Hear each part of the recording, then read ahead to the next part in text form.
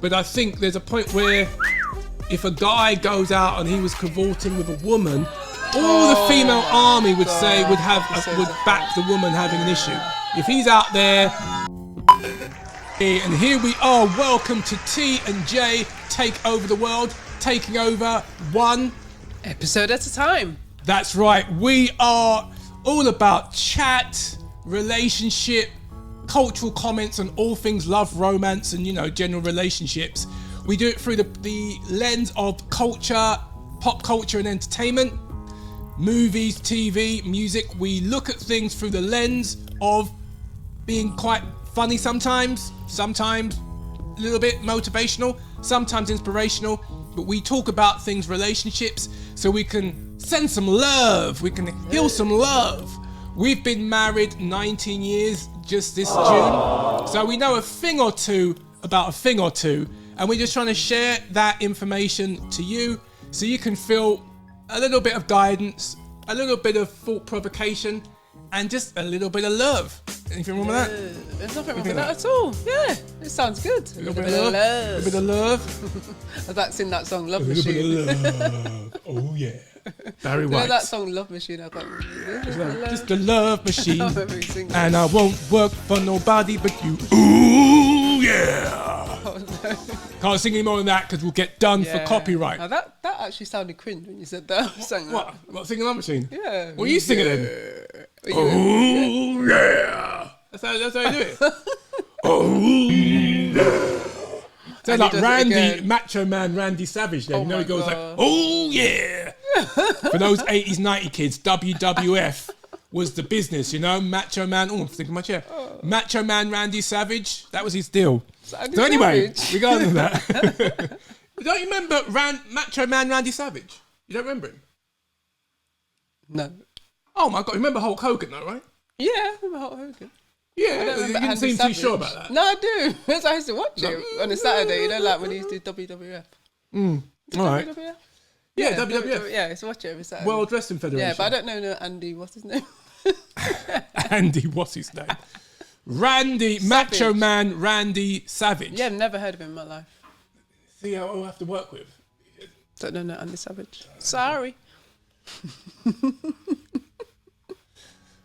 Macho Man Randy Savage. Anyway, that was a bit of a detour. We're not talking about WWF. Oh, it's Randy Savage, isn't Randy, it? yeah. Oh, yeah. Andy Savage. No, actually, yeah, it was him. Yeah. Randy anyway, Savage. getting confused with lumberjacks. Anyway. But anyway, what we got coming up on the show, Jay? Coming up on the show today, we are going to be talking about a bit of Love Island. Love Island is back. We are fascinated with Love Island. Love Island is something that we didn't think we were going to watch. And now we're kind of like, not newbies anymore, we've been watching it for ages. So yes, we are going to be touching on Love Island. We popped our Love Island cherry, I think the winter one, didn't we? Yeah, we did. Does that sound okay to say that? Yeah, now that I stopped laughing, I think. We're going to be backbenched at church. Oh no. Sorry, Kai, I continue. Okay, yeah, so we're going to be touching on Love Island and some of the characters in there, such as Ella and Tyreek and Jess and Sammy.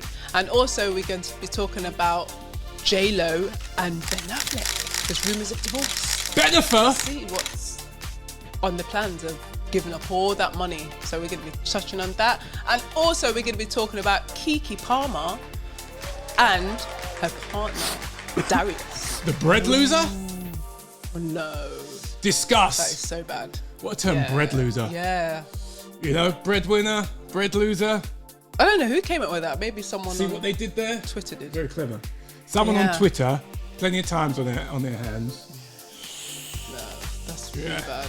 That is really bad. And finally, we're going to be talking about something that was mentioned in Love Island. I don't know if the stats stack up, but we're going to discuss it anyway. Apparently, 74% of women have, got up to funny business, have been intimate with their with somebody, not their spouse, before marriage. We want to discuss whether we think that's true, whether we think that number is high or low, and what the implications of that are. Particularly as Christians, we have a very interesting, maybe different perspective on that whole shebang. More of that and all of that coming up right now. Boom. Whoop whoop. Whoop whoop. Whoop whoop. Angle change.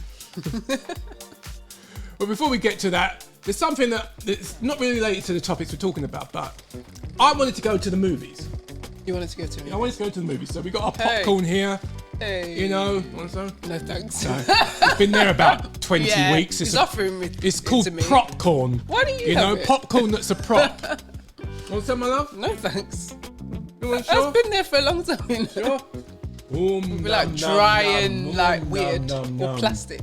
All plastic. And it's also got hair in it. Yeah. Don't give away trade secrets. As I adjust my chair. Popcorn, everyone. So we love the movies.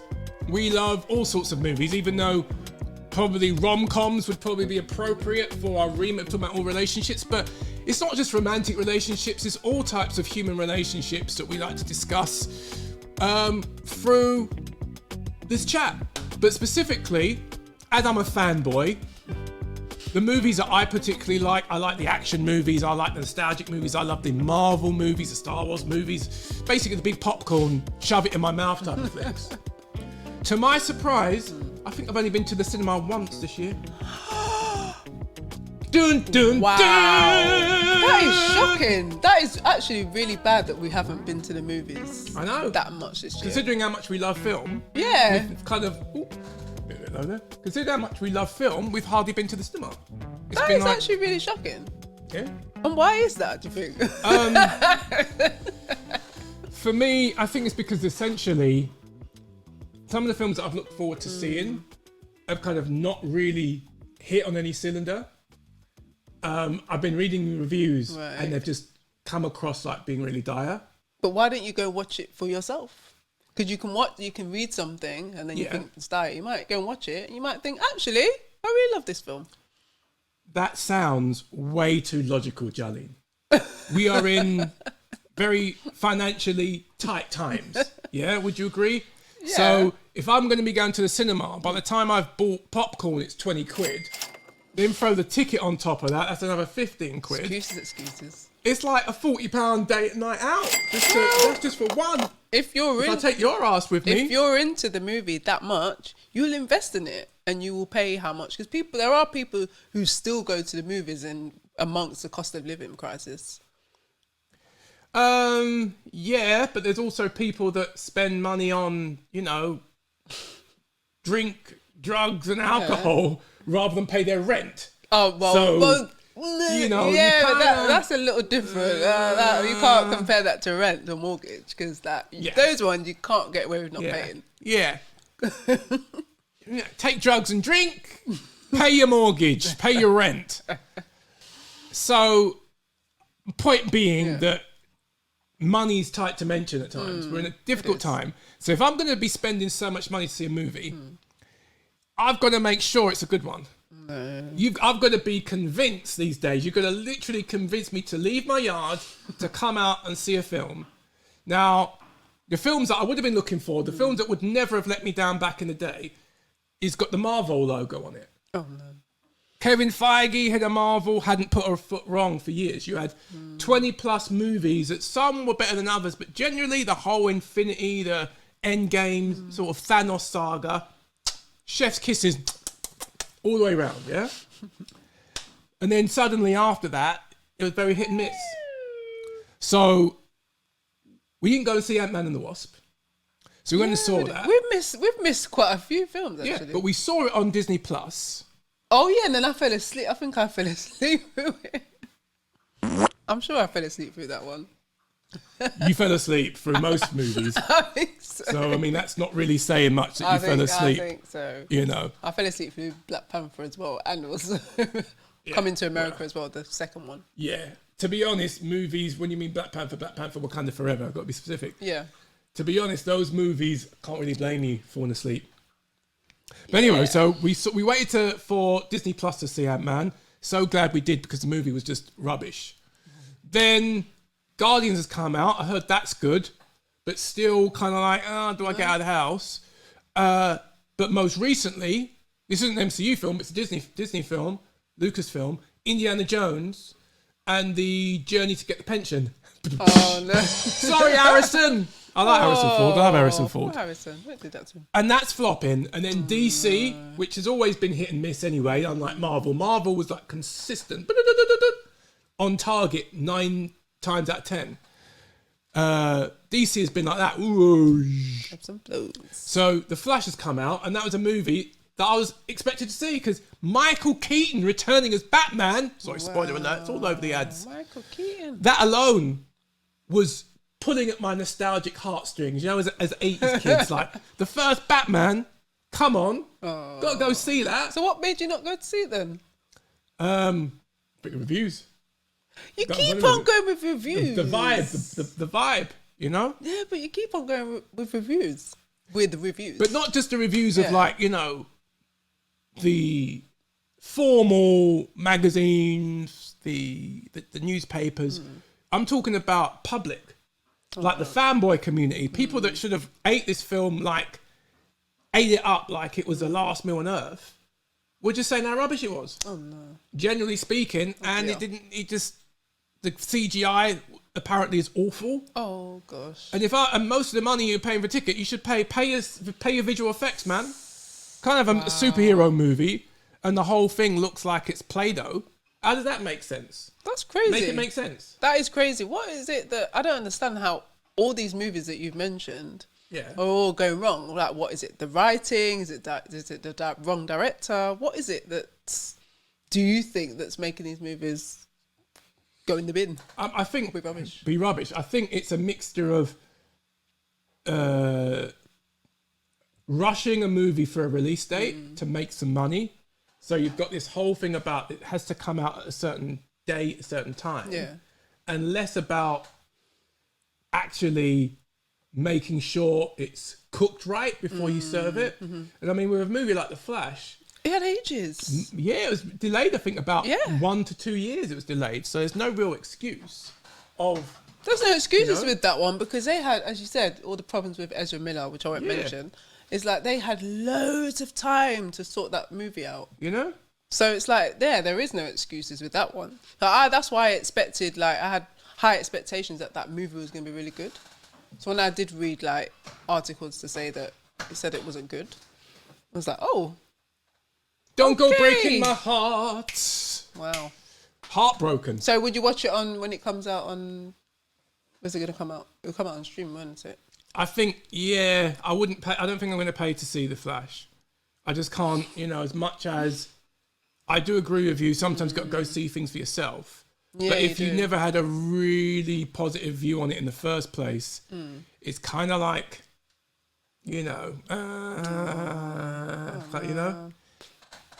Oh, whoops. Sorry.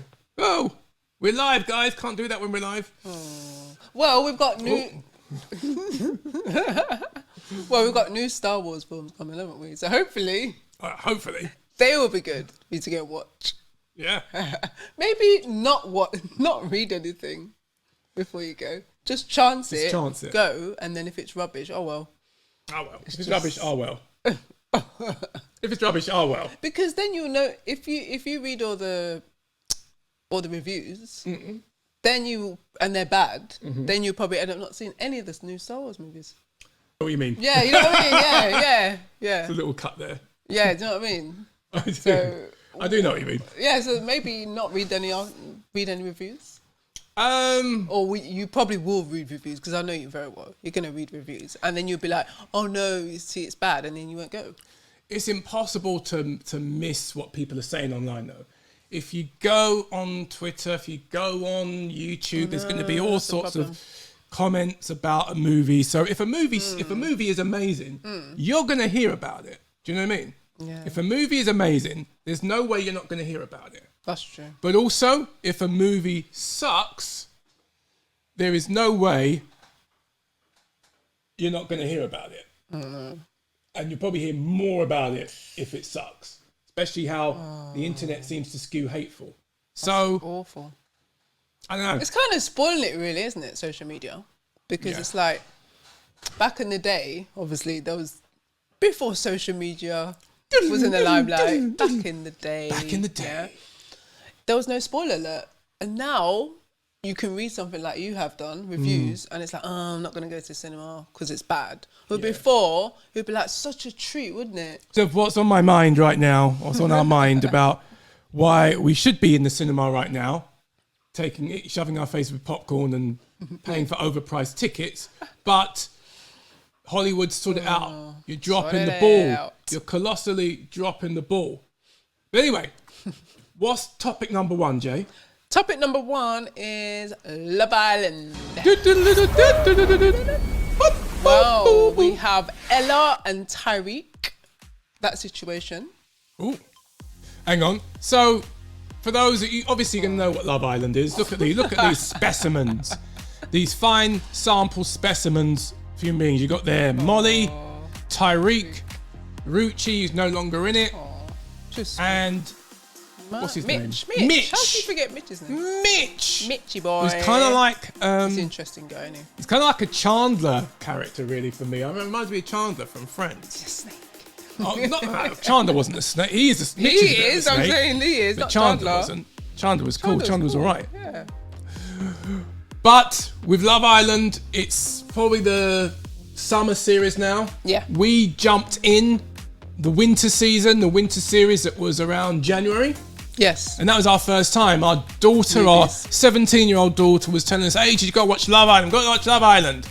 And we had issues with it because we were thinking it's just cheap, rubbish TV. And it is cheap, schlock, it is unimaginative, rubbish TV. But there is something that appeals to us. What is that appeals to us? Well, it's all about relationships, isn't it? Relationships. And obviously we've been married for 19 years. And we feel that we're very experienced in that area. Well, 19 years, of course we're going to know together what we're 21 about. years. Yeah, it's a very long time, isn't it? So we've been together almost as old as the average contestant. Can you imagine? In the villa. Oh my gosh. And crazy, some of them was just born when we got married, when we started going out. Yeah. That's crazy. Well, especially when we got married, someone was just born. It's like, or a bit older than that, actually. But when we're going out, it's crazy. In fact, the youngest person in the villa, is it Amber? Yeah, she's 19. Yeah, so she was born the year we got married. Yeah, could be a few of them could be our kids, really. When you think about it. Yes, we feel like the parents. Yeah. So we are the Love Island parents. It's like seeing our own children there. Parents. Goodness me, love parents. Oh my god. So we heard so many things about the show. It never appealed to us. There was unfortunately some tragedies related to the show around the issues of mental health. Contestants, unfortunately, couples took their life. One of the presenters of the show, Caroline Flack, unfortunately had her issues with mental health and tragically lost her life. So it was tainted for a while. And we watched from the sidelines, never actually watching the show, but watching a lot of the discussion around it. And to be honest, that put us off. Yeah, it did. I mean, I was never interested in Love Island. You were the first one to get into Love Island, weren't you? Because out of two of us, because Tiana got you into it, and then he got me into it. Because I wasn't watching it for ages. I didn't watch it for a long time. Even the one that started in January, the winter one, I didn't watch that from the beginning. I probably watched it from like week 4 or something like that, week 5. Yeah. And you were like going on about this Love Island, and I didn't know what you were talking about. I could not relate. I thought, let me just see it, because obviously, maybe to have a conversation with our daughter, because, she was talking about it, raving about, I can't miss this episode, whatever. Yeah. So we were like, so what actually is all the fuss about? And it's a big show. It's a huge show. So we are in a minority, especially because also, besides the fact it's about relationships, which is our thing, it's also, talking about popular culture, which is also our thing. So we were thinking it's probably right of us to start watching, bite the bullet, take a deep breath, and so we put it on, and boy, were we missing out. Wow. Well, I won't go that far. It isn't good telly. No, but it's fascinating. It's fascinating. It's actually really educated me on how that generation do relationships. I'm like, wow, and whoa. So it's really interesting perspective as well to see a group of people coming in there and sort of, because it's not really relationship, it's a game at the same time, but they're having to try to find someone that they like and going around different people and then being coupled up and like maybe turning their heads. It's just a very interesting situation, isn't it? Because things they're doing there, obviously, they wouldn't do that in real life. Yeah. Do you know what I mean? So it's actually interesting. Unfortunately, some of the relationships when they come out don't even last. Yeah. But it's a game. At the end of the day, it's a game. And some people are in it as a game. Like, for example, Mitch. He's definitely playing a game in there. Oh, master game player. He's a game player. Master game player. It's a snake. Throwing his boys under the bus every other minute without question. Yeah. So, I mean, I think this is safe to say that's going too much into this series. We want to kind of like, we don't want to rush that. So the last season, the winter season, we were watching, and after the initial shock of, wow, this is a very out there show for us, the very slack, is one word to put it. The fact that contestants will just share a bed with someone they've met 2 minutes ago is just like, call us old fuddy-duddies, but that's a little bit, intense, right? Oh, yeah, that's a bit too much. Sharing a bed, you've met someone like, hello, shake hands. Can you want to get in bed with me tonight? Sure. I mean, it's not a one-night stand. It's not like they've, no one's, as far as we know, no one's getting up to anything under the covers. Well, we'd never know that because one of the scenes they put under the covers, you just would never know what's happening. Yeah. So, and the cameras aren't obviously not going to go under the covers, are they? So who knows? Who knows? So we did follow along and we fell in love with some of the characters in the last season. And then we thought, it was an interesting experiment. We got to see how the young'uns, our millennials, do sort of relationships. And we took notes. And we gave some commentary. Fast forward to the summer edition. And wow, there's some very interesting characters. I think, and it's far more how do I put it? Unlike the last season, there's hardly any real relationships this one. Everyone's playing a game. Yeah, because by now, in the winter one, they were all locked in, weren't they? By now. Yeah. Because they've had Cass and Moore now, and they were all locked in. But these guys, no one's really, apart from, I can't remember the couple now. I think there's one couple that's a bit more locked in. I think it's Molly and Zachariah. Molly and Zach. Yeah. But apart from that, no one else is really sort of like, we're official sort of thing. Because by now, there's more of the couples at this point where they're all like, you're for me.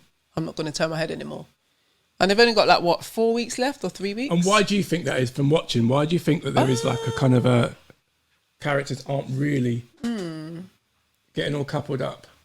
I'm not really sure actually, but I think they're just, I don't know. They just haven't, I don't know. I think they're not sure of who they want. Say for instance, Sammy, he literally doesn't know who he wants.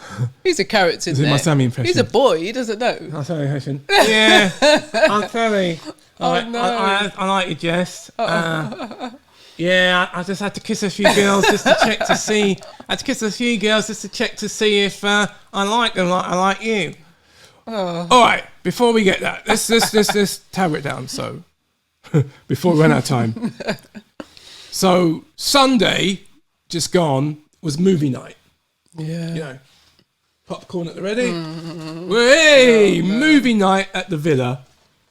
So, it was movie night, and that's really when they watch footage, if you're not initiated into Love Island lore. This is when they all sit round and watch a big screen of footage of what different individuals got up to, essentially cheating or messing about with other people in the villa. Usually Casa, but not exclusive to. Casa being this moment where the girls go to a whole different island where they meet a whole new set of boys, and a new set of girls come to the original villa to mess with the boys. And if you've been coupled up and you're kind of faithful, that is tested. The role of the new girls and the new boys is to steal away loved up couples, loved up members of a couple, and essentially break hearts and get up to shameful, funny business. Is that right? Yeah, that's not good at all. Is that a fair kind of appraisal of what Casa Amor is? Casa Yeah, that's a fair appraisal. Yeah. Definitely testing, isn't it? Yeah. Casa Amor. It definitely is tempting time for the young the set of younglings. younglings. The lover boys, lover girls. So imagine you're sitting there and you've caught feelings for someone that you've been with for the last few weeks. Then you see them behind your back copping off with another person. Yeah. Talking about feelings and how, they're an option, that they have some feelings for you, but you're over there. Yeah. You're not here right now. Oh, man. They're like just in the here and now. But in the moment, they're probably not thinking, in about a week's time or a few days' time, this is going to be played on the big screen like a blockbuster. They're not remembering that. No. They weren't watching they forgot what happened in the winter one. Well, all of them. Yeah, all of them. It's like several years now. They never seem to remember what's going on. They never learn. It's like, have you watched Love Island over the last few years? Have you watched Love Island at all in your life before you went on the show? But I think it's that thing where they're just in the moment, aren't they? Yeah. It's just a momentary thing and they're just doing what they feel. It's all about Feelings. Yeah, but feelings, as you've seen time and time again, get you into trouble. So it's like, it's one thing to catch feelings, another thing to deal with the consequences. Oh, yeah. Because you've literally had heartbreak. And I think let's go through a couple of couples that stand out for me. So Tyreek and Ella. Yeah. Tyreek, coming from a sort of young football background, I think it's 24. He's a very handsome young man. Very handsome. But by his own admission, he's never had a relationship. Some people might call him a man-ho. That's not particularly our type of language. But he's been through body counts in the hundreds. And he's only 24. So go figure. Wow. That's a lot of body count. Big body count. And by his own admission, he's never done the serious relationship thing. So it's kind of a new thing for him to actually starting to catch feelings for Ella. Yeah. So before Casa, they locked it off. They said, we're closed off. We are just for each other. Nobody else may enter. Ella was in Casa. They knew what they're doing, these producers. They know what they're doing. Of course they do. They brought in a guy from a recent past, another model, to see if they could get some spark. So the very one person who's closed off, and she's been kind of closed off in the beginning, they happen to find a guy who they've got a shared recent history with. Yeah, they share the same modelling agency. Yeah, but also I think they were talking about going on a date, but things never quite happened apparently. So I don't know. It seems interesting to me that coincidentally, because obviously they don't want to. They want drama, don't they? Absolutely, because it don't make sense as well. Because if you think about it, how Ella's been for the last few weeks before she went into Casa Amor, she was like, Tyreek, and a bit touchy about. She's really into him, and then as soon as she goes into Casa Amor, she gets with this guy. Yeah, and it's like that the producers have had power over her. Yep, they've had their fingers in it, because that's like she's been into Tyreek for the whole time. Yeah. So they knew that. They know what they're doing. They knew what they're doing. Yeah. So obviously they came out. She brought Uzi back, which reminds us, giving us sort of flashbacks to Tanya and Shaq, isn't it? Oh, and yeah. when she brought David Shack. back. Yeah. That whole triangle, yeah. But I was like, Tyreek ain't no Shaq. But he actually took Ella back faster than Shaq did. Yeah, he did to our actually. surprise. Yeah, he did actually. He's actually surprised me. He's actually matured. Yeah. That shows maturity. So good on you. Good on you, Tyreek. Yeah, I think only because essentially the difference is that Ella didn't really behave badly over a Casa. I think they tried to edit it to make it look that way, maybe. Or she didn't really act that badly. And she had just cause to feel like Ty was going to bring somebody else back. Yeah. So it was like a tit for tat, which I don't agree with. And that's what I'm talking about in terms of relationships. There's an immaturity, because I would rather, it's like couples in real life when they talk about cheating. So I'm going to cheat because you've cheated. Oops.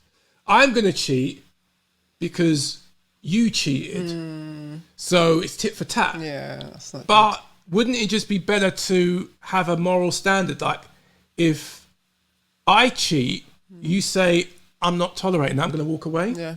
Wouldn't that be better, that I'm going to walk away and keep my morals, rather than, well, if you're going to cheat, I'm going to cheat. Yeah, that's not good to be like, get one up on each other. Because that's not a very mature way of dealing with it. If you're like, oh yeah, I cheated, and you told me you cheated, I'm not going to say, oh yeah, I'd be like, you know what? We just have to maybe work things through, go to counselling or something. Because if you're married, it's different, isn't it? You're not just going to be like, oh yeah, I'm just going to walk away. If you're like a non-married person, it's a bit easier to then say, you know what? It's over. You know what I mean? I'm going. I'm out of here. But in a marriage, it's totally different. It's a totally different, whole different scenario. Yeah. You know what I mean? So it depends on the circumstance as well. I think, yeah, forgiveness is important, and I think that there's a valid thing to forgive, especially if it's marriage and kids and stuff involved. But I also think it's equally valid to just decide you've had enough and walk away. Yeah. Rather than, I'm going to go out and show you by doing the same thing. And there was almost a bit of that, because Ty said he was going to do that. Initially, he was like, oh no, if you thought I was bad before, I'm going to make... And he did play around for like a day or two, because he said his ego was bruised.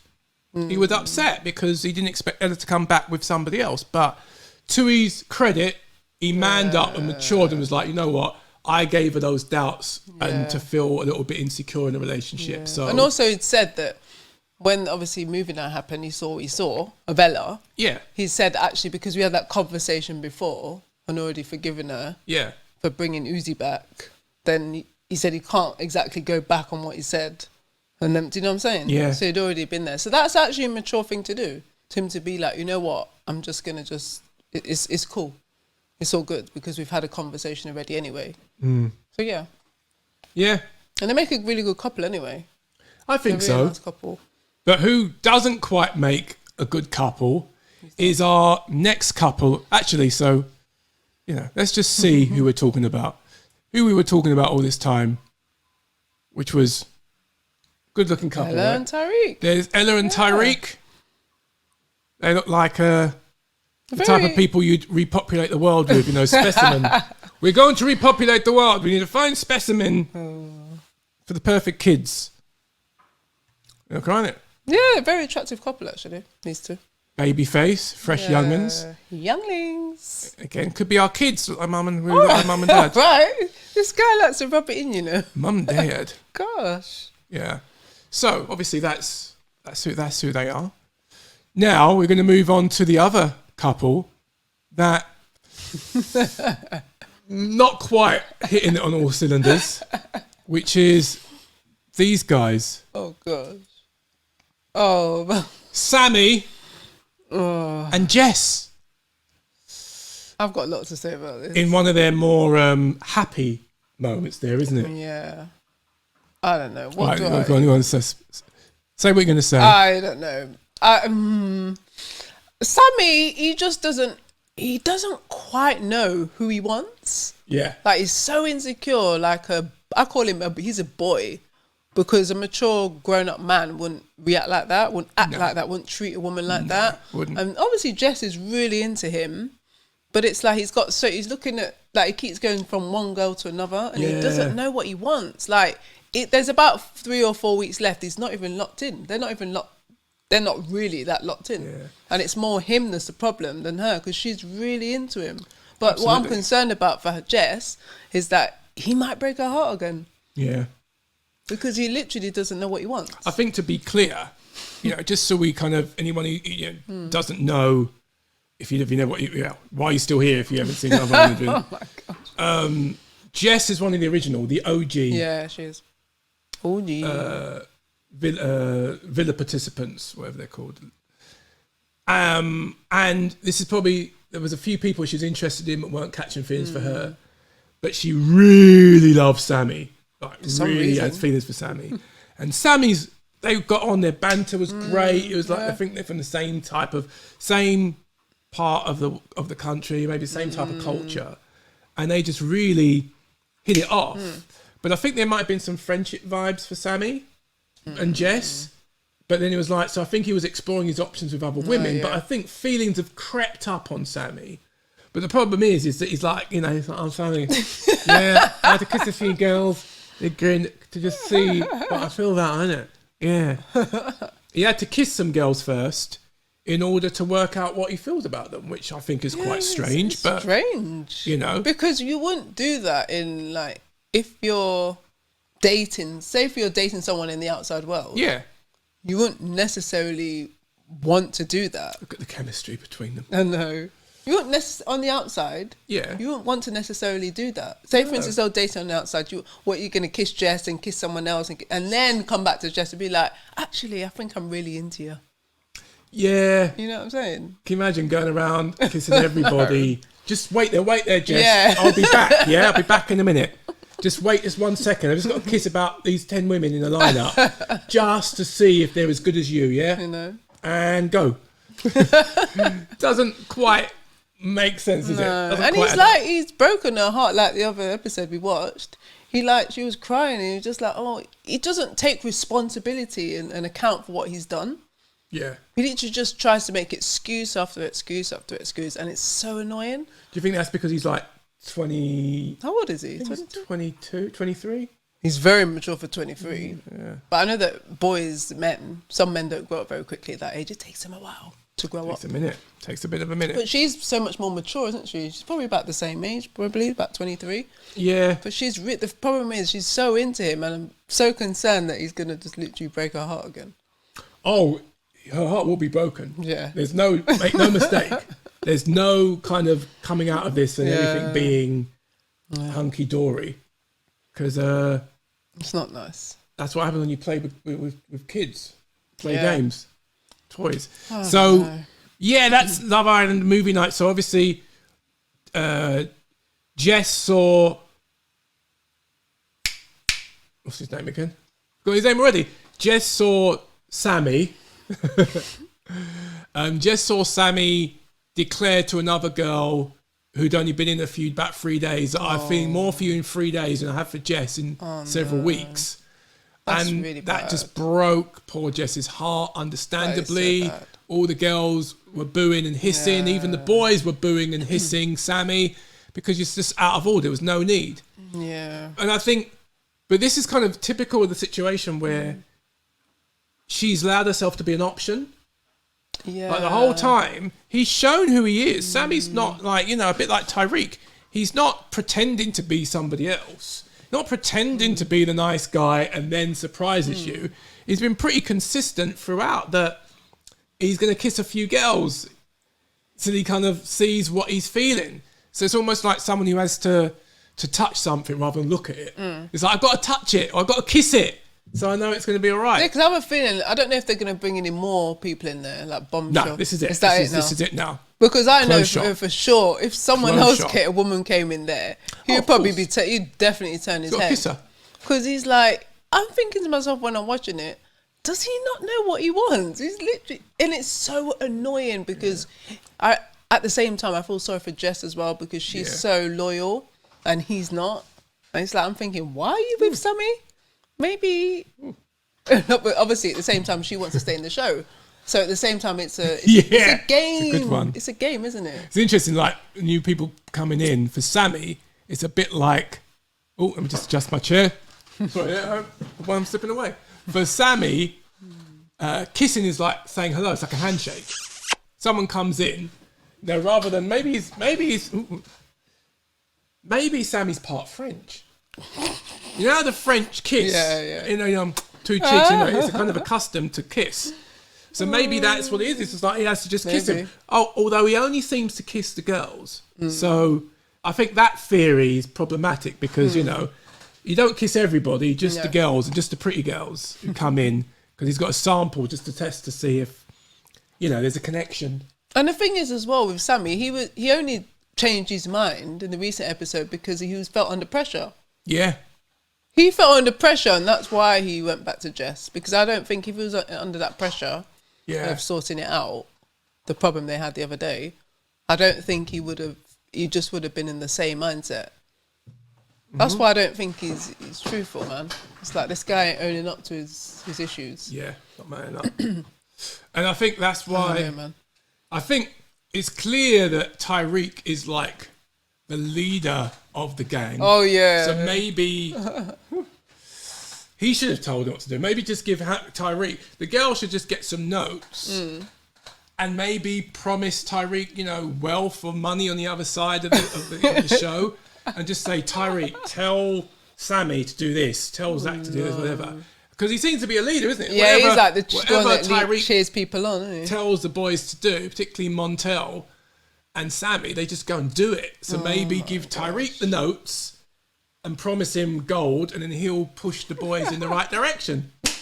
Nailed it. Oh, you've got it, Tone. Solved. But So, Mem, what's your take home from this? What's your lessons from these two couples? I think my lessons from all these couples is like, I think for Sammy and Jess, firstly, I would say, know what you want.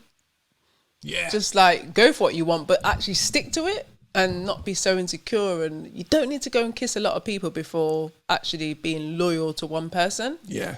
Do you know what I'm saying? Because that actually breaks people's hearts and has broken Jess's heart as well. That's not nice, is it?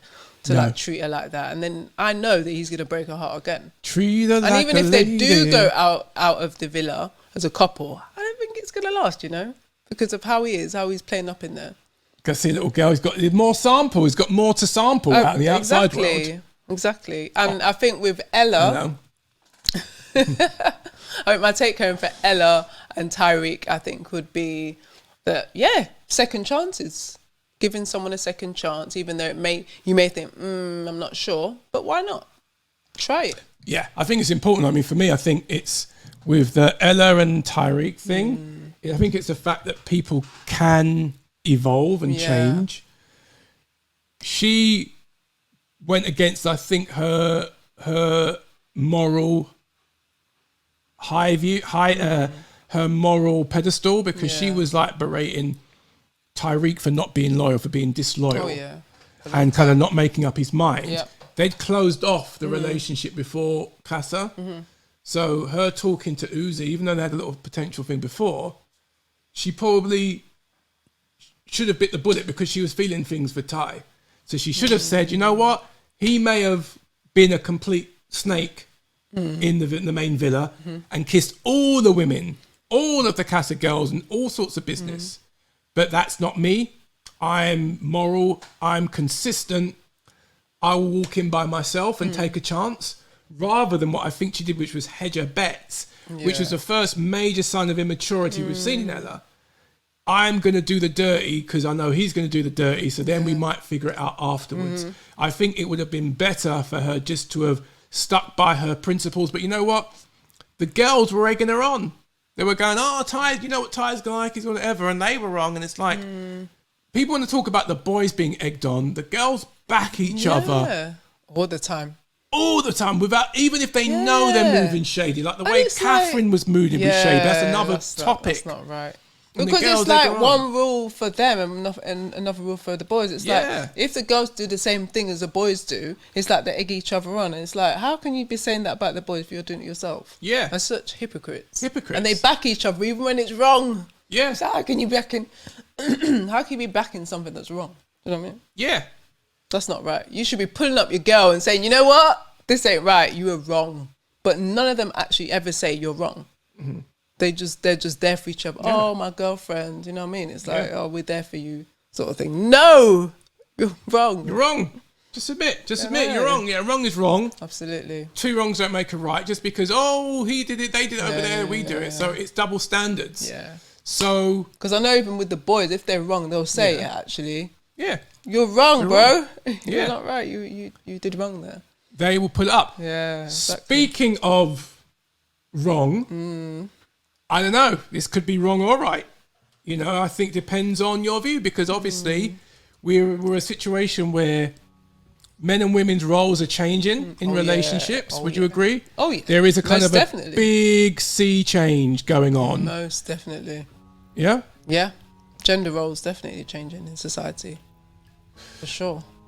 And one of the main gender roles that is interesting is like the concept of finances, where before it would be the man might become successful and make a whole lot of money, and then he worries about the woman he then marries, because especially if he's a player, if he's a player, he might be worried that if he gets busted and his wife takes him to divorce courts, he's going to lose 50% of that money. I think Jeff Bezos, was it like 200 million or something crazy like that? His wife got in the divorce, like billion, a few billion or whatever, something like that. So I'll look at the exact figure, maybe put it up on the screen. But a lot of money for a divorce. I don't know if there's any third party involved with that. Maybe there wasn't. I don't want to insinuate anything. But generally speaking, divorce can be very expensive if you are a billionaire. Unless you wrote up a prenup. A prenuptial agreement. Nuptials obviously being marriage, and pre being before you get married, you sign a piece of paper that says, in the event of our marriage failing, I know, that's not romantic, isn't it? Oh, in case we split up, in case of our marriage ending, this is how much we agree to split. So it's 50-50, or you get 30%, or this is a lump sum that you take, so you don't take me to the cleaners. Sounds romantic. What do you think about that? Romantic? I think this story is like this. Well, before the story, the concept. This concept of the prenup thing, I don't like it. I don't like it at all, because it's like, when you get married to, obviously everyone wants to stay together for life, but then having to bring in before we get that, let me just ask you a question. Ask you a question. Go on, ask me a question. Yeah, go on. Let me ask you a question. Go on, ask me a question.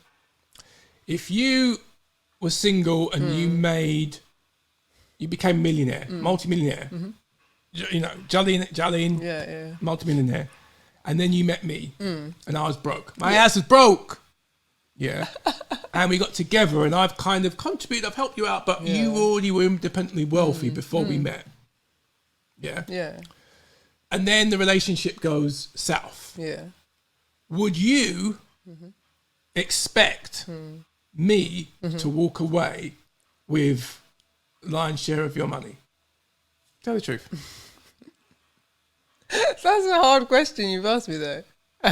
Would you be like, yeah, that's okay. I earned all this money, but we made a degree. We're married, romantic. We went into it. So I'm happy for him to walk away with half of my empire, because he's my husband.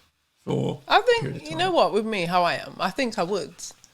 What? Yeah. So you've already made the wealth before, you've become whatever, and we're married for, say, 3 years or something, then we got divorced. You'd be happy for me to take away half of all you've earned? I think so, yeah. Wow. I know. I married a good one, yo! Woohoo! I think so, because... Because what? Why not? Because why not? If we've been married for such a long time... No, you didn't hear what I said. What? You made up your money single for, say, 10 years. Yeah, no, I heard you. And then you got married for 2 years. Okay. That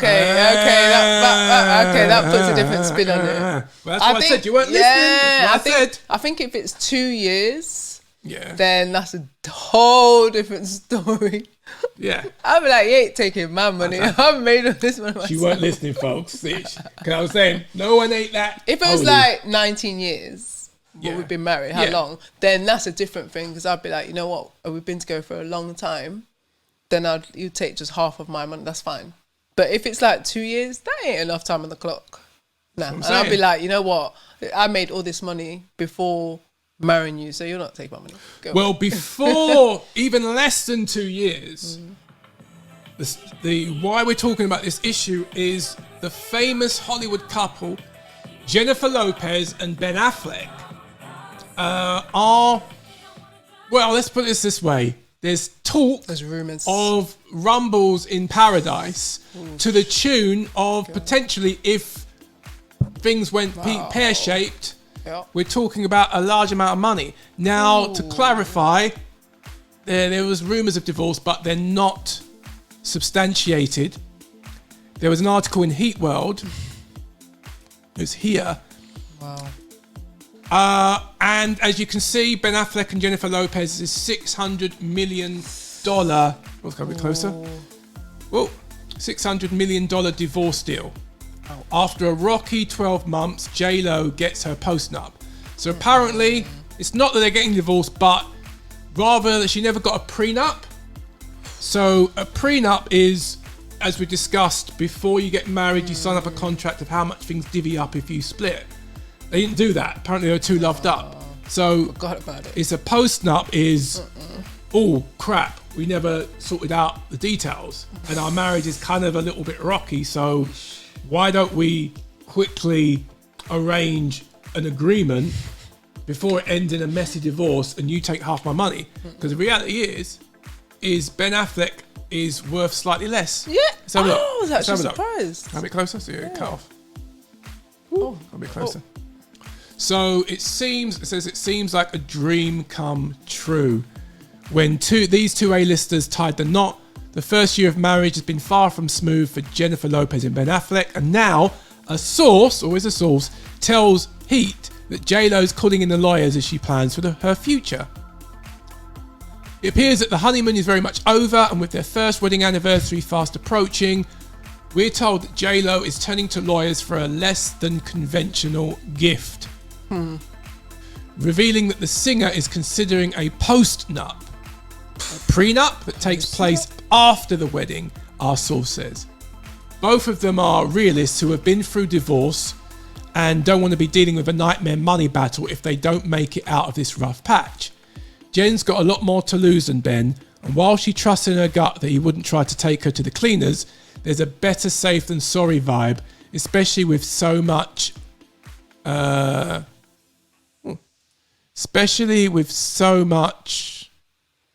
oh, it's cut off. Ben just wants space and serenity at this point, says our sources. He's so burnt out with the bickering, he'll sign anything to keep Jen happy. Sorry about that, the article cut off. But essentially, Ben's fortune is a bit more measly. His fortune, he's so poor, is 150 to 200 million net worth, which pales in comparison to Jennifer Lopez's impressive 400 million. Wow. Ben's production company with Matt Damon is going to be worth a fortune, and there's an expectation that one day an offer will come in that will put him on a whole new level of wealth. One source reveals. But anyway, even with J-Lo taking steps to protect her share of their 600 million fortune, she's far from done making this marriage work. And the stakes are higher than ever, with the couple who have had 5 children between them sealing the deal on a $60 million LA mansion just last month. J-Lo's still giving this marriage everything she's got, says our source. I think we can end that there, really. Wow. What do you think? For me, my personal opinion, I think that's quite messy, to be honest. Messy. All this 600 million and having to think, let me just sign it. It's just so messy, isn't it? In a marriage, a prenup, postnup. It's like love is obviously love is important in marriage, but I don't even know what to say about it. It just feels like it's all over the place. And obviously they were together before. They were engaged. I think they were engaged before, weren't they, to be married? But In the 90s, like let's put it into perspective. In the late 90s, Ben and Jennifer, or the early 2000s, they were a hit couple. Ben Affleck, very successful Academy Award-winning actor. I think he won Academy for not for acting, but for production Good Will Hunting. I used to love him in some of the Kevin Smith movies. He had little cameos in. He was a hot actor. Jennifer Lopez, this hot actress and singer. She was a double threat, singing and acting.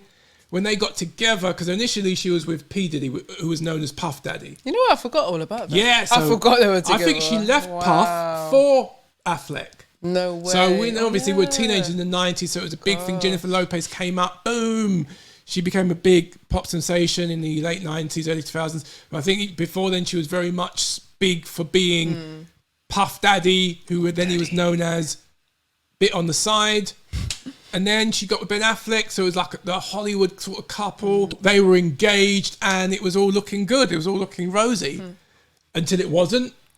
and then they broke up.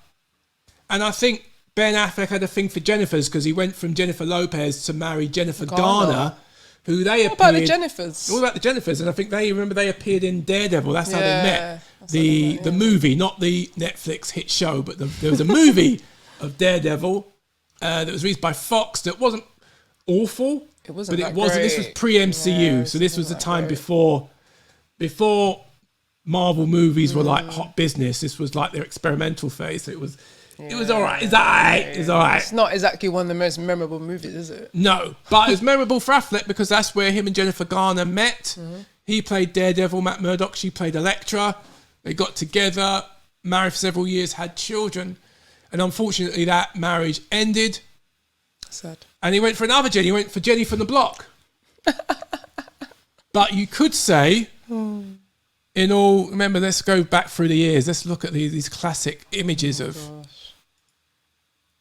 classic images of. Wow. Remember when they were like that? Wow, yeah. Come a bit closer.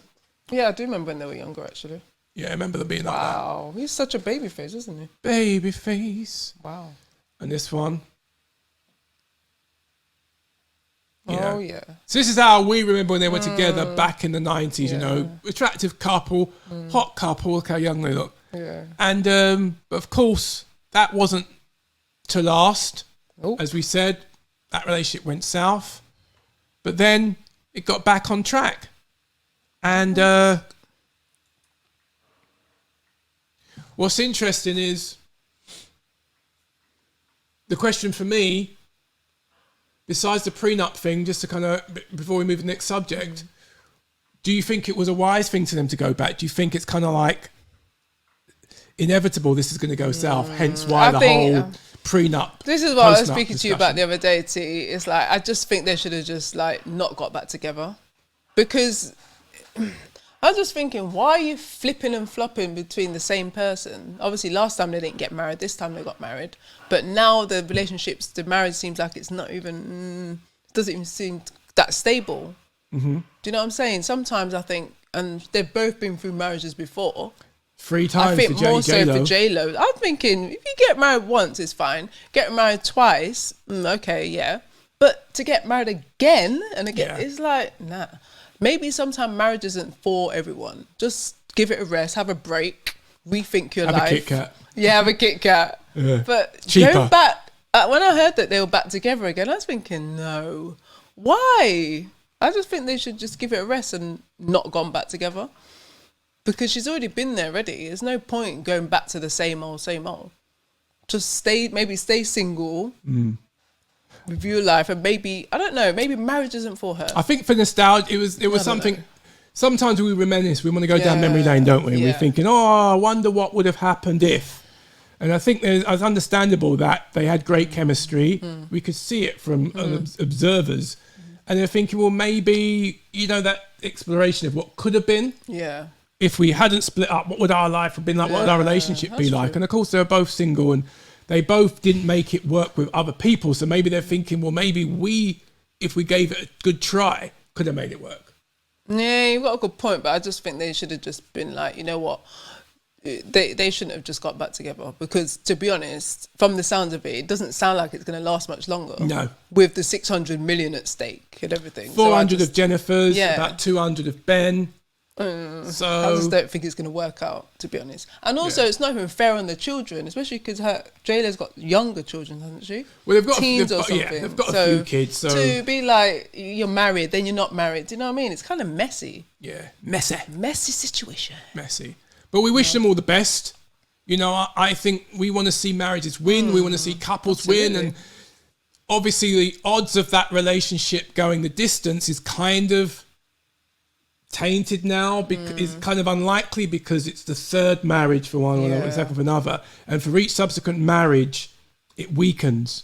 Because if you can break the marriage the first time, you've already kind of gotten into a pattern that you're not going to stick it through. Yeah. So the third time, the odds are against that relationship going the full distance. But we wish them well. We hope that's the case. And also with the whole prenup thing, I think psychologically it's saying this will go wrong. Because one of the reasons people used to fight for marriage back in the day, it's not that things were so romantic back in the day, but because the stakes were high. Yeah. If you left my ass back in the day, you might have like kids. And for a woman, it was difficult in life to go through without a partner. Yeah, it was a lot more difficult back in the day.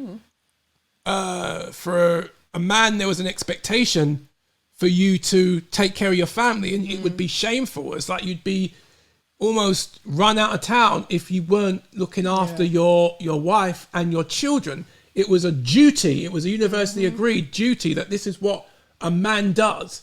There were very distinct kind of roles, wasn't there? Very distinct. Absolutely. So I think it was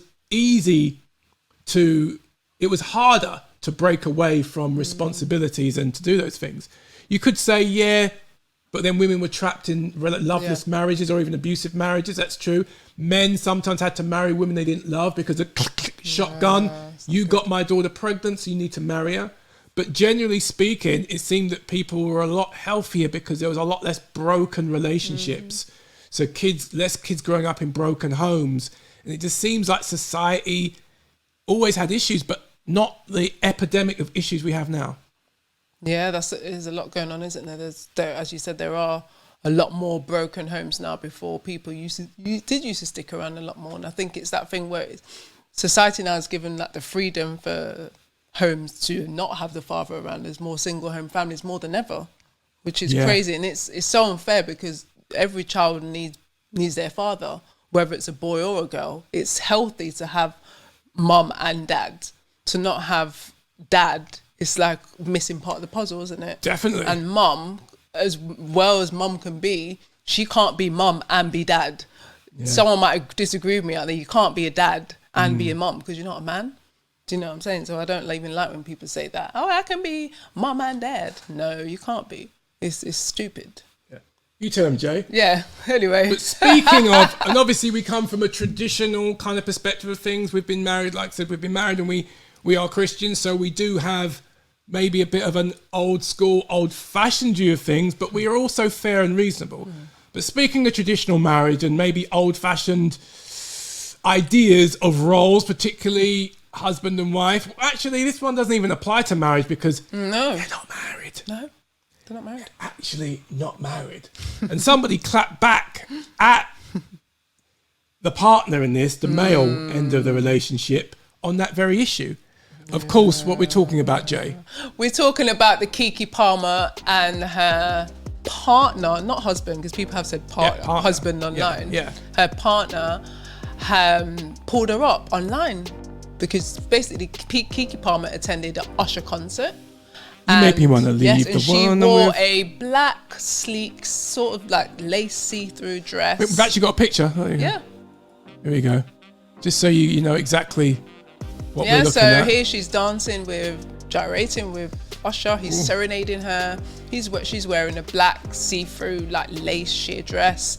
And I was about to say husband then, her partner pulled her up online, on Twitter, which is probably the worst place to do that. Yeah, don't drag your partner on Twitter. And said that you're a mom, you shouldn't be wearing the outfit like that, you're whatever. And people really came at him on there. They came for him. They All the women on there for his ass. And it's not going down very well.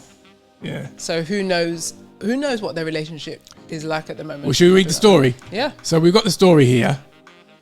Hot off the press. Keke Palmer's boyfriend defends publicly shaming her, citing morals. Okay. So Keke Palmer's boyfriend, Darius Dalton Jackson, defended himself, then deleted his Twitter account after he came under fire for publicly shaming the Nope star on social media. His account had been reactivated, but set to private by Thursday afternoon. Jackson disappeared from Twitter this week after criticising the outfit Palmer recently wore to Usher's Las Vegas residency. He tweeted his disapproval in response to a viral video of Usher serenading Palmer. his girlfriend, who sported a stylish black bodysuit underneath a sheer pattern dress at the singer's concert. It's the outfit though. You a mom. Can you imagine him saying that? Yeah. It's the outfit though. You're a mom. Oh, God. Jackson replied to the clip on Twitter.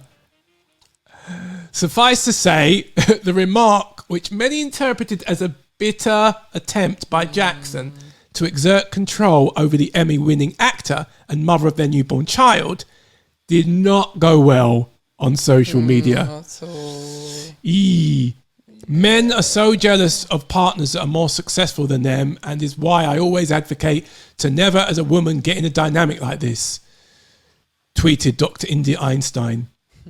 I never see men correct other men when they're fathers, but always want to be in women's business, tweeted someone else. Then we had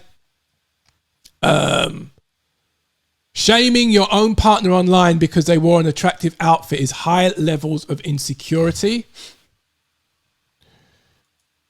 I think there's one here that I think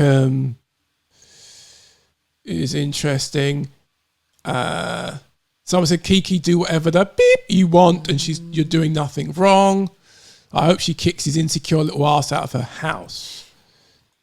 Nice. Yeah. But one of the things one of the points that stuck out for me, one of the comments, we're skipping through the article. It's at the LAtimes.com if you want to check it out. Was someone put here, a Keisha Preston put on social media. Darius Dalton, that's Keke Palmer's boyfriend, just tried to humiliate Keke online, so he's not a protector. She makes more than him, so he's not a provider. Ooh. And he had a child out of wedlock, so she's not his wife. The audacity of trying to scold her about traditional values when he meets none of the criteria. Ouch, that would hurt. That hurts. That's like painful for any man hearing that. It's true though. Yeah, I can't say that. I mean, that is true. That is true because, yeah. So your thoughts? Yeah, I mean, it's so true because when I was reading what he said, I was thinking, but you're not married. No. You're actually not her husband. No. So you can't really be calling her out for certain things. Obviously, I don't agree with maybe the outfit she wore and everything. Yeah. And to be frank, he could have he didn't see her before she left to say, you know what, Keke, maybe the outfit. No, Keke, don't break my heart. Maybe Keke. if don't that wear that went dress, out, Keke. maybe if that did go out that he'd said that, correct her about outfit, then that would still be. No, still be worse. Yeah, but still be a problem because you're not a husband, right? You ain't no man. Or maybe why didn't he go with her then to the Usher concert? Or maybe perhaps he was babysitting or something, looking after their child. Personally, I don't think even if they were married, been husband and wife for years, there'd still be people dragging saying, how dare you comment on what Keke does, what Keke wants. Of course, it would have still been an issue. Keke's ass. So because, as you said at the beginning, the gender roles are changing now. Yeah. When I was thinking about this a few hours ago, is that men are becoming more, say like here, women are fastly actually becoming more like the man. Yeah. Like they're in control now. We rule things. We rule the world. Girls. So men are becoming a lot more irrelevant in a way. I think for me, it's about mutual respect, isn't it? I think I wouldn't be in any relationship where there's not mutual respect. It's like we have mutual respect, as husband and wife. Mm-hmm. We've been together a long time. We've known each other. There's a certain level... I'm falling down again. I'm melting. Mm-hmm. There's a certain level of vision. Like we're going in the same direction. We have the same values we share. Absolutely. So I think we have traditional values, but we both have traditional values. Yes. It's not a scenario where I have traditional values or you have traditional values and one of us is very contemporary and modern and we do whatever we want. You know, we share values. Yes. And I think the first thing that is important when you get with someone is, I don't know if you agree, is that you share values. You have the same outlook on life. You have, especially with the big things. It's different if one likes, ketchup, one hates ketchup, one likes burgers, one likes to keep fit and do running and the other likes to sit on the couch. Those things though they can cause conflict at times, generally they're benign. Yeah. But things like how many kids do you want, where you're going to live, are you going to go at dressing where everyone can see every detail of your body? Are you more conservative? You need to discuss those things, right? Yeah, absolutely. I think definitely, because even with this situation, Darius could have been like, before she went out, if he saw her, because I don't know the situation, she might have got dressed for a friend's house, I do not know. Yeah. But if he did see her go out before she was going to attend the Usher concert, he'd been like, babe, I'm not sure about the outfit. Instead of putting it on Twitter, perhaps when she comes home, then say all those things you did in private. Not put it out there, because Twitter's the worst place to put things. And it's an awful place, because I'm sure he knew that people were going to come at him. I'm sure he knew he wasn't going to get away with this. Yeah. That women were going to come from all sides. Oh, the army. And they did. The Keke army. He really did. And now Keke's now bought out a t-shirt. She's bought out a merch. Yeah, it's not long after that situation. Maybe it's maybe they're clever than we think. Maybe this was an orchestrated thing. Perhaps it was. Where he's like, you take the hit, I'll take the hit. I'll say something very controversial. I'll criticise you publicly.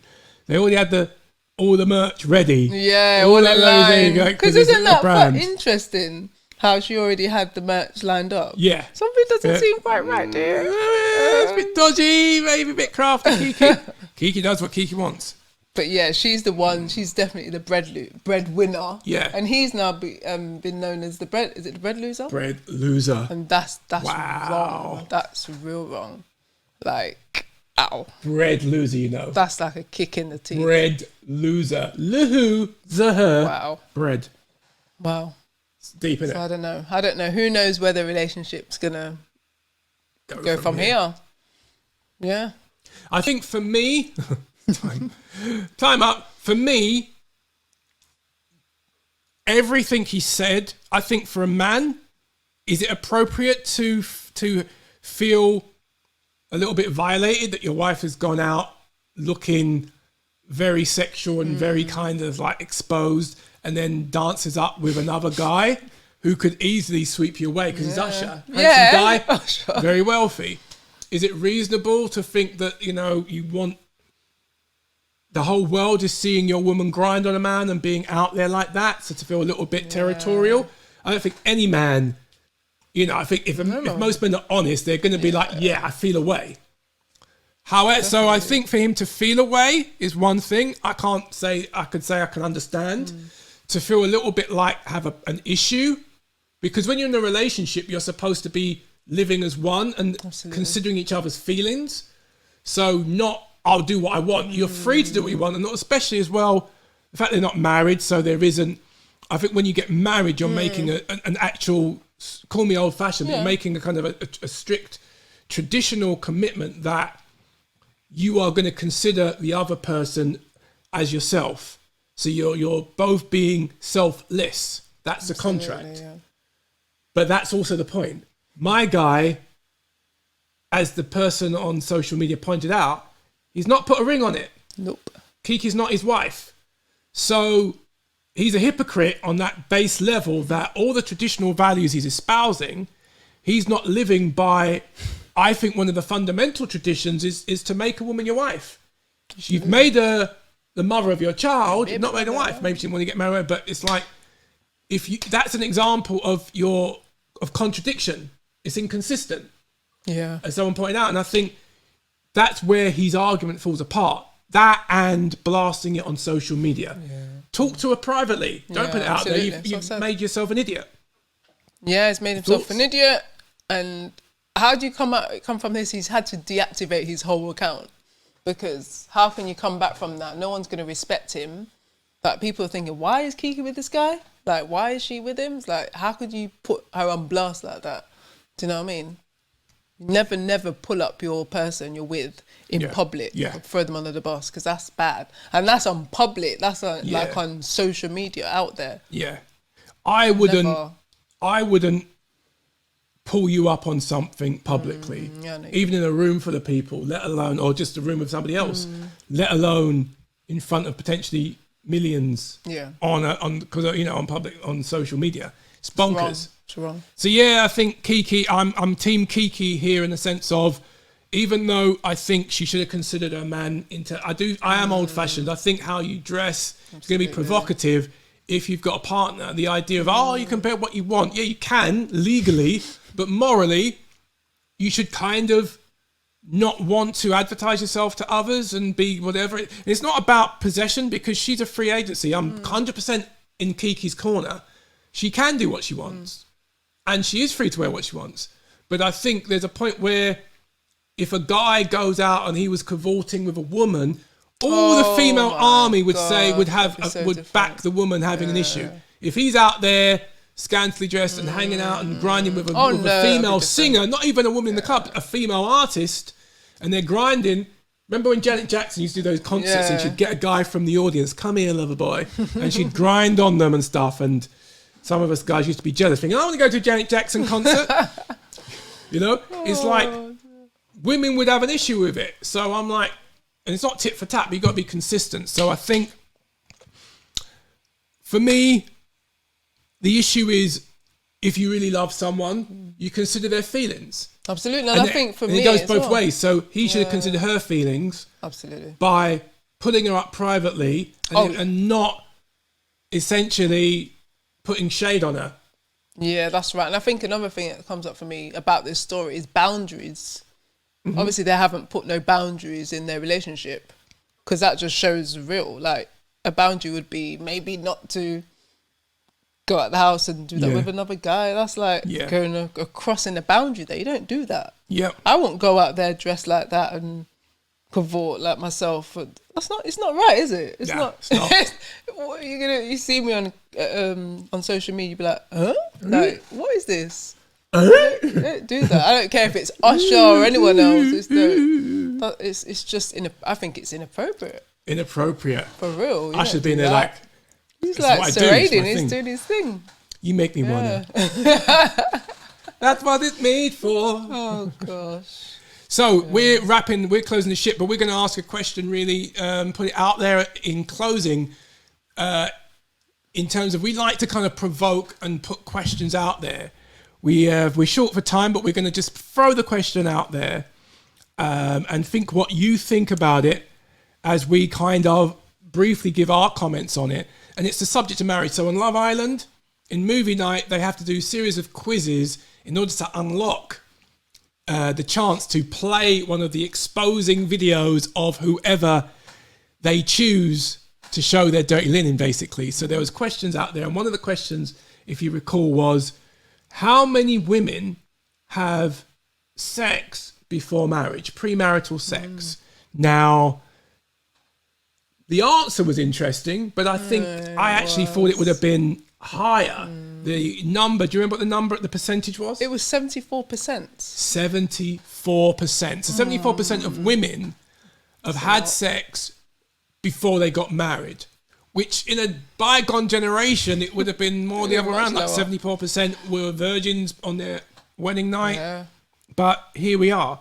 I thought it would be higher. I thought it would be higher, actually. I thought it would have been like 90% or something like that. Yeah. 85, something like that. But a lot higher than it was. Yeah, it'd be higher. Are you sure that I'm trying to think if they got that right, if they actually got the percentage right. Well, it's Love Island and the researchers, I don't know what level of research they had before. And I mean, some reports might say a different number, but I think generally speaking, it's definitely in those high numbers. I was expecting it to be maybe in the late 80s, early 90s, because the idea of someone being a virgin when they get married seems so antiquated, so old-fashioned. So patriarchy. Why are you waiting for? Yeah, just go out, do it, live a little. You just need to find out if you're compatible before you get married. Now, for us, I mean, we don't go into our personals, but it's not a moral issue. It can be a moral issue, but we're not even looking at it for a moral issue. We're looking at it in the sense of the argument of, because stats have also shown people that have not had sex before marriage are so much higher in terms of the percentage to stay together. Yeah. And you essentially, each partner you have lessens your chances of being able to be in a monogamous relationship for life. There's just the facts, and it makes sense because you've got all these comparisons, and you've gone from being able to eat all, it's like food, isn't it? You'll be able to go into an all-you-can-eat buffet. Now you can only eat chicken. That one meal, 24/7. You know? That would be crazy if you said that scenario, like a buffet. You've been used to having obviously so many people, sleeping with so many people, and all of a sudden you settle down in a marriage, and then you can only have one, like with that one person for the rest of your life. Then you start comparing, and you be like, actually the person I've married isn't actually good in bed like this person, and then you might be thinking of the other person, the memory, the flashbacks, and all that. And that's not good. And then the marriage might not last because you'll be thinking, this person's not good enough. Well, fundamentally, because you've already, the relationship is already done. Yeah. Because you've based it on performance. Yeah. So it's not unconditional love. It's not I'm loving you because I love who you are, your personality, your values, your personality. It's, are you going to pleasure me in bed? Because the idea of, so what's the implication? So if you're not good at you, if you're crap in bed, then you're done, you're dumped. This marriage can't continue. That's quite a horrible thought to just think of a marriage just like that. Like, oh yeah, it's just all about sex. Because I read something the other day and it said a lot of people just get married just to have sex. Obviously they do their thing before. But then when it's that song where after the love is gone, isn't it? Then what do you have? It's like marriage is not just sex is a very huge important part of a marriage. Yeah. But that's not all it is. It's not all about that. But most marriage counselors will tell you, or sex therapists will say, the reality is in a relationship, especially a marital relationship where sex kind of goes a little bit dry. It's not the technique and the physical incompatibility. It's psychological and emotional. It's always that way. So the fact is that it's stupid when people say, how do you know if you're going to fit? It's biology, the birds and the bees. Monkeys and dogs can do it. Animals don't have to think about, we just practice what we do. It's instinct, it's instinctual. Yeah, absolutely. So it's in you, you know what to do. So even as sex education, there's things you can learn, but at the end of the day, it's like, and even then, if you're doing it different people, each person's body works differently. The basics are the same, right? But the way someone's body and what they like and preferences, you've got to learn them anyway. Absolutely. So it's like the idea that, it's like, we just got to experiment beforehand. The only person, if you're going to get married, you need to learn is each other's body. So all the experience with all the women, all the men in the world beforehand you've been with is irrelevant because you still have to learn to be in sync with each other. And I dare say the first part of that being in sync is not which organ goes where, but your mind and your emotions, that you are in sync. What do you think? Yeah, because obviously I don't want to go into detail, but it's having when you're having sex with someone, obviously it's your emotions and your body, isn't it? It's joint, isn't it? It's not just that, it's doing it and then you're emotionless. Whereas some people out there, they'll obviously have sex with loads of different people, but it's not, it's like a disconnect, isn't it? Yeah. But actually it's supposed to work hand in hand. Yeah. So I think that, and as you said, I agree with that, is that when you said, that everyone's bodies works differently. So if you get married to the person that you haven't, like you've said with other people, then you get married to that new person, that other person's body does work different. It's a totally different person. Do you know what I'm saying? Yeah. So you can't really... You can't compare. The irony is that you will compare if you've had a large sample beforehand. But if you never had that sample, you wouldn't compare. No. So then you wouldn't know it's rubbish because, trust me, without going into detail, anything you do over and over and over again, taking in some tips here and there, you'll get good at. And if you're going to be married for a long period of time and doing it the same routine, the same person, one person might think, that's boring, it's long. But another thing is, you become a master. Absolutely. You agree? Agree. Black belts, done. Oh, gosh. We run things. Anyway, now we've come to the part where we ask you, what do you think? We believe in the importance of questions, and we've discovered this great app called QCast that's all about asking questions and getting some answers. We've used this app and we're big fans. In fact, we're going to dedicate this section of the podcast to QCast, where we're going to ask you some questions. And if you follow us, you'll get to answer them. And then we have a conversation. So buckle in. We're going to ask you a couple of questions based on the podcast today. Let's go. What do you think? Do you think that marriage is, the idea of going into a marriage uninitiated is a recipe for disaster? Or do you think, touching on the Love Island story, do you agree that Tyreek actually should have taken Ella back? Or do you think he should have just been like, no, I'm not going to take this, especially what he saw in Casa Amor, and be like, let's move on? But then it's all a game, isn't it? And everyone wants to stay in the house, obviously.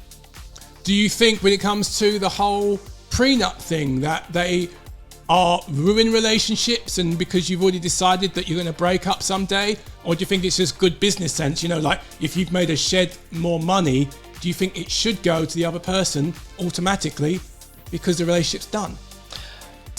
Do you agree that Keke Palmer had the freedom to do what she liked, wear what she wants, even though her man pulled her up about it? And also, do you think that maybe Darius should have pulled her up out of the public eye and consider her feelings? All these questions you got to think about in terms of relationship space and how to have healthy relationships. Well, we are T&J Take Over the World. We've taken over the world of relationship coaching and chat for just this little while. We hope you've been entertained, but more importantly, you've been provoked. Have a little think over those topics today, and hopefully see how you can make your relationships improved and have a better understanding. Thank you for joining us. We are landing the plane. We hope you've enjoyed your journey with T&J Take Over the World. See you next time. Bye. Bye-bye.